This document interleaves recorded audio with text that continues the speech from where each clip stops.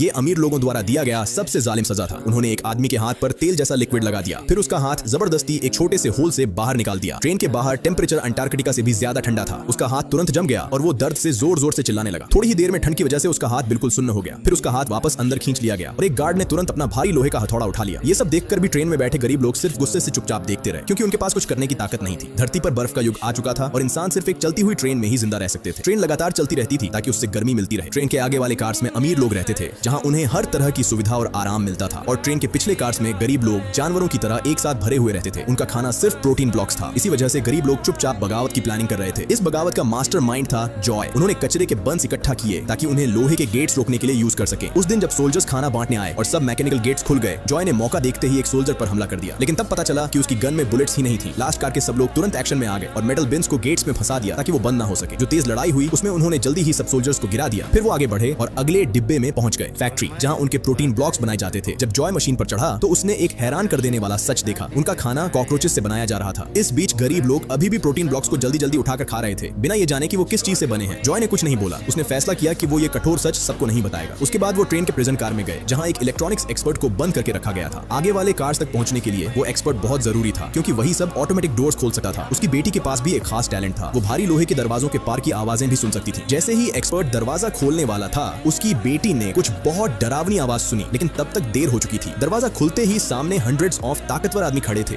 हाथों में कुल्हाड़ियां लेकर। अमीर लोगों ने पहले से ही यहाँ सोल्जर्स को घात लगाकर खड़ा कर दिया था। क्या तुम्हें लगता है ये सिस्टम सही है? नेक्स्ट एक्साइटिंग पार्ट देखने के लिए चैनल को सब्सक्राइब करो।